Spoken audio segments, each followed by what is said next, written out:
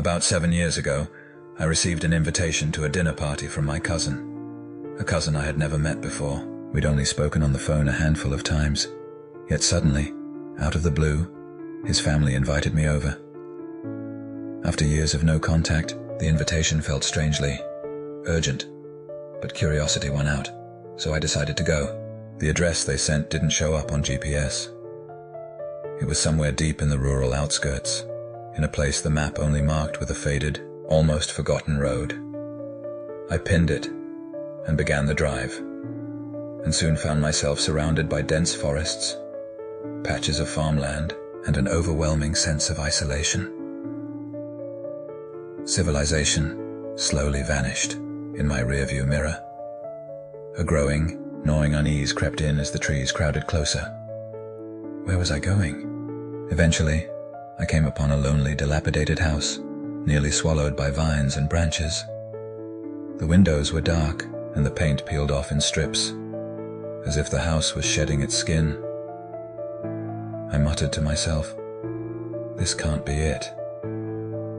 Yet, the address matched. Before I could turn back, an older couple emerged from the shadows of the porch. They waved with eerie enthusiasm and shuffled over to meet me. "You made it," they exclaimed, as though I were a long-lost child returning home. Something about their smiles didn't sit right, too broad, too fixed, but I tried to shake it off. I asked about my cousin, and they assured me he was running a few errands, but would be back soon. Their words were odd, stretched out like they were choosing each one carefully. Inside, the house was dim, with flickering lights casting long, dark shadows. It smelled stale, like dust and old wood. My aunt led me into the kitchen, where she served an oddly grey, overcooked pot roast that tasted faintly metallic, but she watched with such intensity that I forced it down, struggling against the bile rising in my throat. After dinner, we sat in the dim living room to play Uno.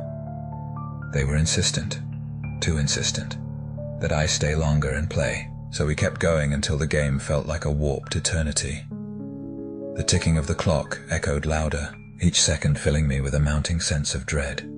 Night fell, and still, no sign of my cousin.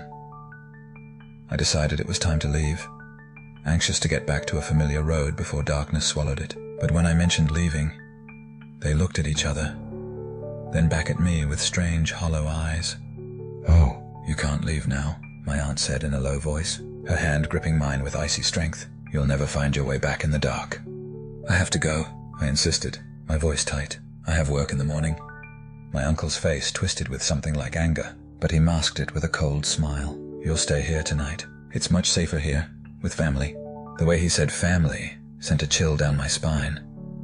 I tried to laugh it off, telling them I'd be fine, but they wouldn't listen. They just stood there, staring, as if blocking my way to the door. Panic gnawed at me, clawing its way up my throat. I finally relented, pretending to agree, and as soon as they went to prepare the guest room, I bolted for the door. I ran to my car and sped off down the narrow road, half expecting them to be chasing me. The trees seemed closer than before, pressing in from all sides, as if they wanted to keep me from escaping. But somehow, I broke free and eventually found my way back to the main road. I reached home around midnight, heart racing, hands shaking.